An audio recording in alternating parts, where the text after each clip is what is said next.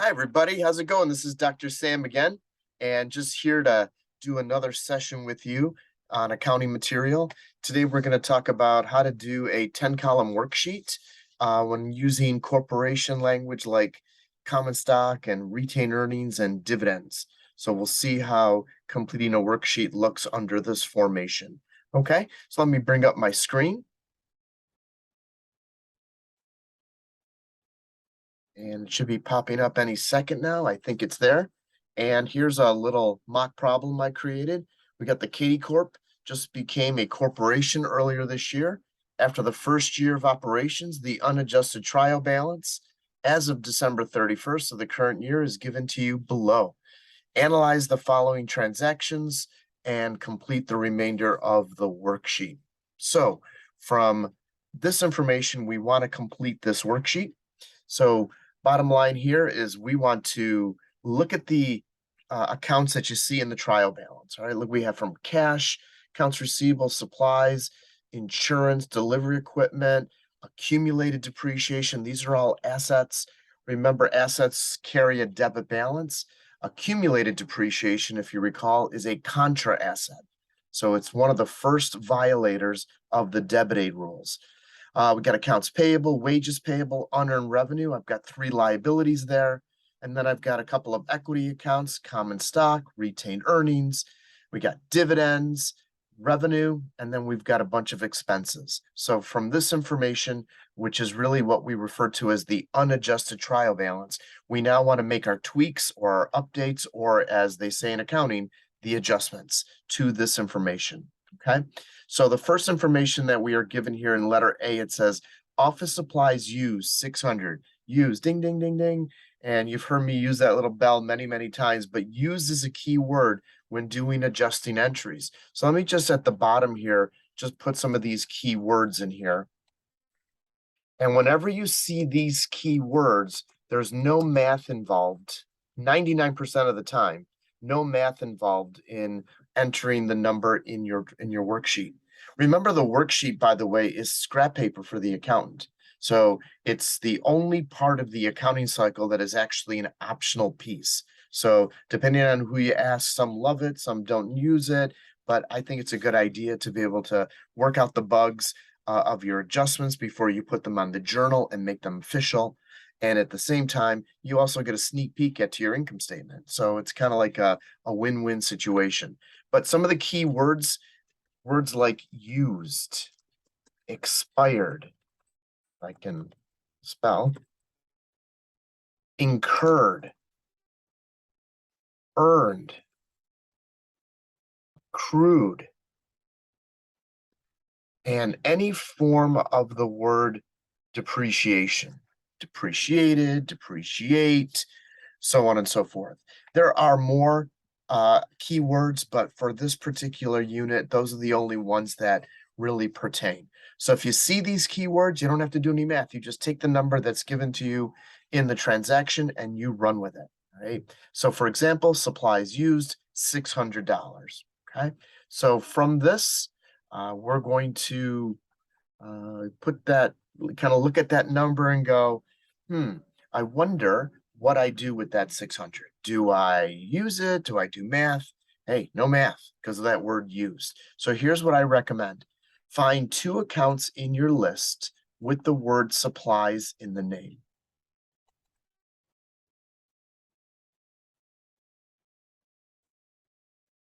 And once you've located those 2, I have this little rule that I like to kind of, or a mantra, as I'd like to say, and that is always debit expenses. And these got cut off here. So just give me 1 second. What happened here? I don't know.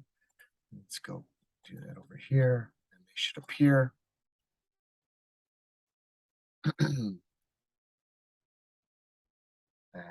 Maybe not. There we go. Still got some stuff that's not showing up. So hang on a second. I don't know why that does that. One more time. There we go. Still some words. All right, finally it's there. Anyway, so the mantra that I have is always, under normal day-to-day conditions, always debit expenses. Always debit expenses. So if I ask you, hey, why are we debiting this expense? The rule is because we always debit an expense. And then you also want to be able to apply this to revenues as well. But we're going to say always credit revenues, earned revenues, that is. So always debit expenses, always credit the earned revenues. So just try to remember those two mantras. So back to the regularly scheduled programming. So the question said, hey, office supplies used $600. So because of that word used, I know I'm going to put 600 in my entry and I'm going to list it twice. So now I want to look through my list, find two accounts with the word supplies in the name, and I see office supplies and I see supplies expense. So those are the two I want to use. And now I have to figure out which one do I debit and which one do I credit. Well, I'm going to debit the supplies expense. Why? Because you always debit expenses. So I'm going to put a little letter A in here and a little letter A in here to kind of track the particular adjusting entry that I'm doing. Okay. And again, it is for $600. So we're going to debit the supplies expense and we're going to credit the supplies. And there's your first adjusting entry.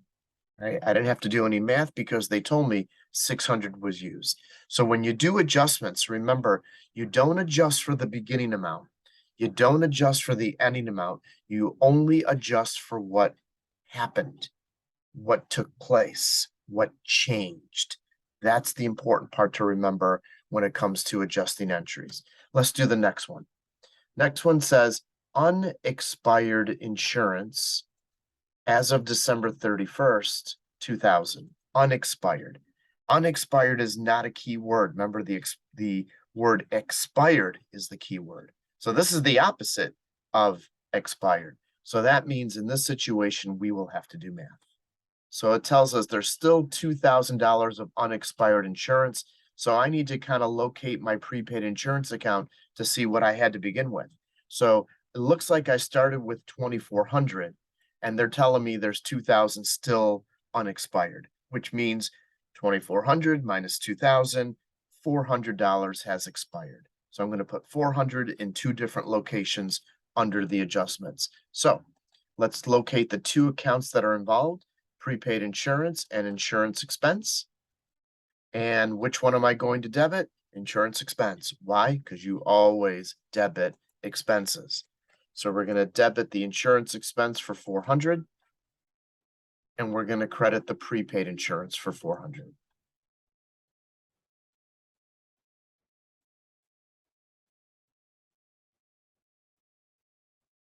And there's your second adjusting entry. I also want you to notice this as well.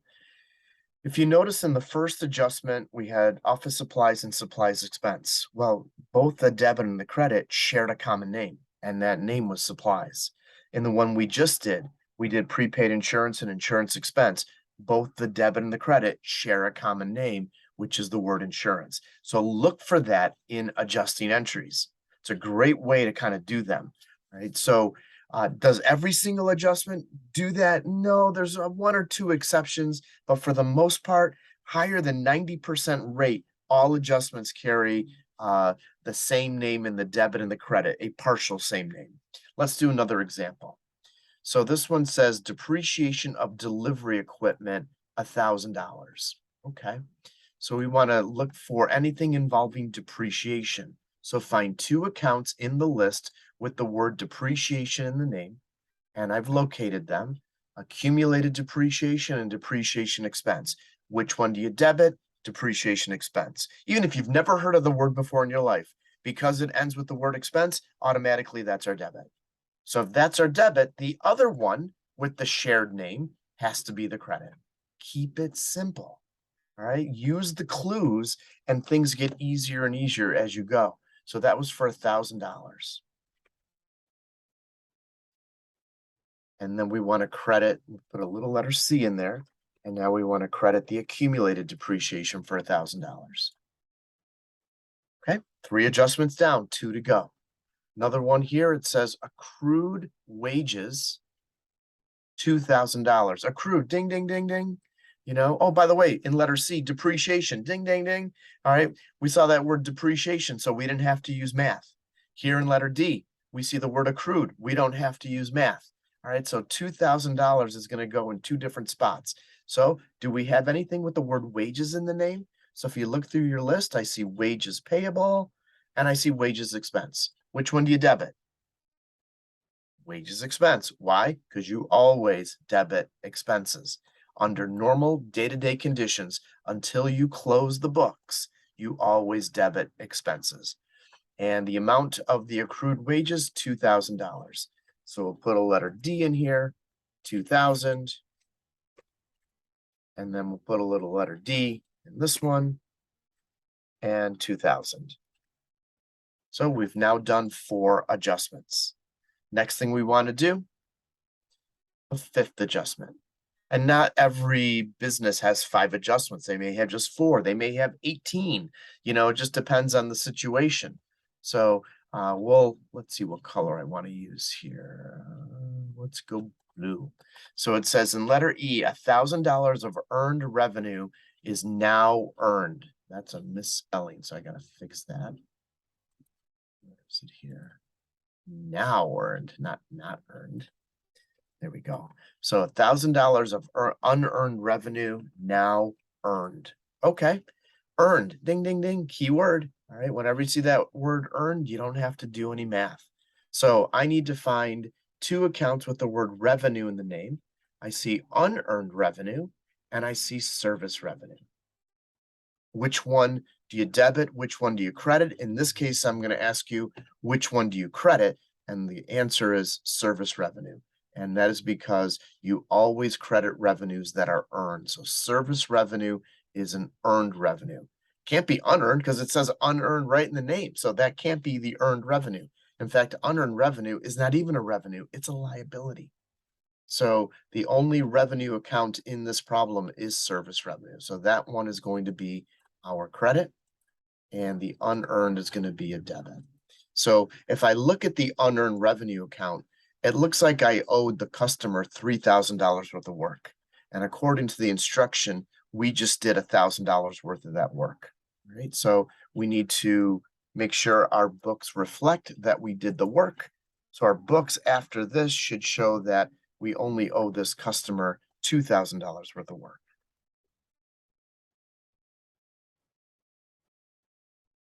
And once I do my adjusted trial balance, we will see that. So I've now completed the 5 adjustments that are in this problem.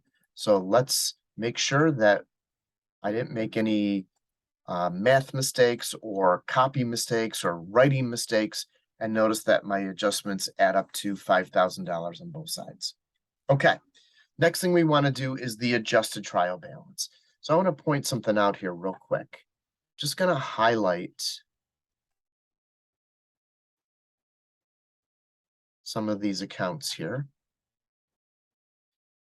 And in particular, the ones that I just highlighted. Notice their location. Notice which ones are on the debit side and which ones are on the credit side. I'm going to repeat this pattern in the new trial balance. In other words, after I make my adjustments, the balances are still going to appear on the same side. A debited account will still carry a debit balance. A liquor account will still carry a credit balance. The numbers might be updated, but the balance side still remains the same. Okay. And let's use a different color for these other ones here. Actually, I use the same one for that one. And then revenue. Let's put all these in gray. So I'm just going to copy the color pattern here.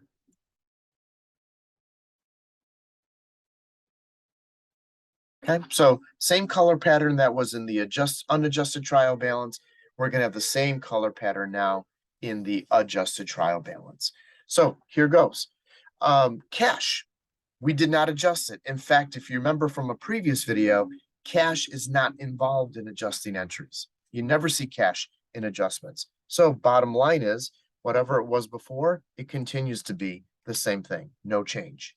What about accounts receivable? Sometimes accounts receivable is part of an adjusting entry, just not today. But if it had a 13.5 debit balance, it still has a debit balance of 13.5. What about office supplies? That definitely got adjusted. We started out with 1,800 on the debit side and we credited the account for 600. So I have this saying that I use. I mean, I'm sure you've heard me say debit aid and liquor many, many times. Well, what about opposites subtract? I don't know if you've heard that from me in previous videos, but if you have something with a debit balance and you debit it, debit, you add. If you have something with a credit balance and you credit it, credit, you add. But when you have a debit and a credit, think Valentine's Day. Opposites subtract. I know it's attract, but for accounting purposes, opposites subtract. So bottom line here, we are going to subtract the 600 from the 1,800. And because they're in opposites, a debit and a credit, I'm going to subtract. And notice where I put the answer. I'm going to give you 3 reasons why. Reason number 1, what I said before. Wherever the number was originally, the new number is going to be in the same location. Reason number 2, the 1,800 debit is bigger than the 600 credit. So the bigger side retains the balance, which is the debit side. And third reason, supplies is an asset. It's a debit aid account. It carries a debit balance. Same logic that we can apply to insurance. So 2,400 minus the 400. Why? Because opposites subtract. My new balance is 2,000 on the debit side. My delivery equipment is still originally shown at the original cost or historical cost of 44,600. We will see it go down through depreciation. And in this particular problem, we're doing the depreciation monthly. So we have a credit of 0. We have a credit of 1,000, 0 plus 1,000. We now have $1,000 worth of depreciation. So if I had 7,000 in this box right here, 7 and 1 would have been 8 in this credit column. So accumulated depreciation, remember, always accumulates, gets bigger and bigger. Accounts payable was not adjusted, so it remains the same, 4,500 credit. Wages payable started out with a 0 credit balance. We credited that account for 2,000. The new balance is now 2,000. Unearned revenue. Now check this one out. We had a credit balance and we debited the account. Opposites subtract, right? So that means our new balance is 2,000 and we're going to put that 2,000 in the credit spot. Why the credit spot? Because the credit was bigger than the debit. It's also a liability, carries a credit balance, and wherever the original number was located, the new number is going to be in the same spot. Again, always use your rules. If you can't defend your move with a rule, then you probably have done the wrong thing. Capital, also another, common stock, also another account not involved in adjusting entries. Retained earnings, not involved in adjusting entries.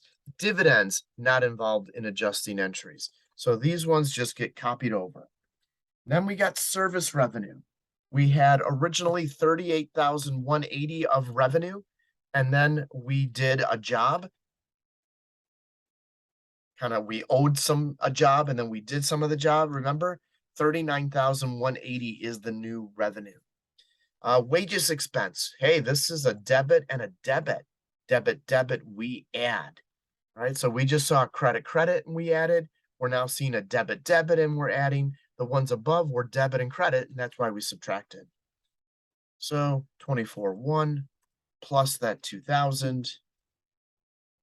Our total wages expense, 26,1. Our advertising expense did not change or did not get adjusted, so it stays 6,200. Telephone expense stays at 650, and supplies expense goes up to 600. Insurance expense goes up to 400, and depreciation expense goes up to 1,000. So I've made these moves. Let's see if we're in balance now. And hopefully we are. Let's find out right now. And we are. 110,680, 110,680. So we are in great shape. So while I'm here, let's continue with this color pattern that I created.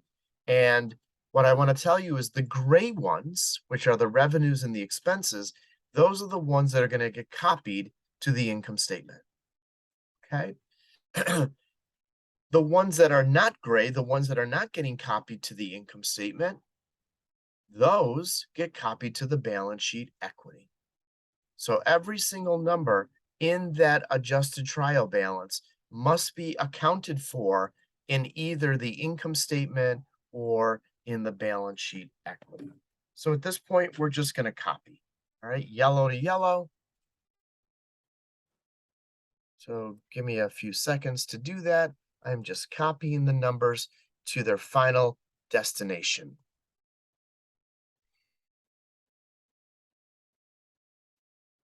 Remember, assets, liabilities, they belong in the balance sheet.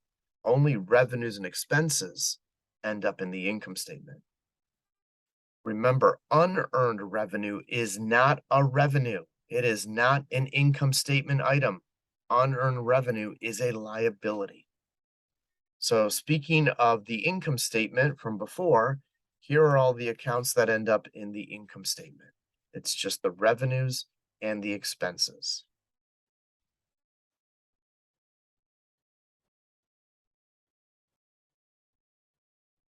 Okay, so now we need to do some math. We're going to add up all our debits. And I get 34,950 on the debit side. And now let me add up the credits. This one's a real toughie. There's only one number to add. And that's 39,180. Shocker, but this is the real shocker. At least initially, they don't balance. Don't panic. They're not supposed to. What we want to do is find out how much are we off by. So we've got 39,180 of revenue, and we've got 34,950 of expenses. That means, excuse me, that we have a net income of 4230. We actually have a net income because the revenue is greater than the expense. The revenue is greater than the expense. So net income. So what we want to do is clean this up a little bit, make sure it looks nice and neat. So let's just double check, make sure our math is accurate. When I add these two numbers, does it in fact equal 39,180? It does. Let's bring down the other 39,180 so that we end up with debits equaling credits. Okay. So that's the income statement. And we ended up with a positive result, revenue larger than expenses. And that means we had a net income. You're always putting the answer to this subtraction under the smaller of the two subtotals, because then we want to re-add to check our math. Now let's do the same thing with the balance sheet columns. I'm going to add up the debits and I'm going to add up the credits, and all of a sudden they don't balance either. So don't panic, because this is not just a pure balance sheet, it's balance sheet / equity. But what makes a balance sheet balance is net income. So here's what you're hoping for. How much are we off by in this last column? You are praying that you are off by 4230. And if you are off by 4230, you know you did the worksheet correctly. And boom, 4230, you're super happy. Let's kind of bring this to an end. Add these two together. And notice that we end up with everything balancing out. And that's how you do a worksheet, you guys. So I hope that this helped. This is a worksheet with corporation language, common stock, retained earnings, and dividends. If you want to see how a worksheet is done in a non-corporation setting, check out another video that I have on doing a 10-column worksheet for a non-corporation. All right. You guys have a great day. I hope this helped. Don't forget to subscribe and leave a comment if there's any topics that you'd like me to cover. And great to talk to you guys again. Have a good one, everybody. Bye-bye.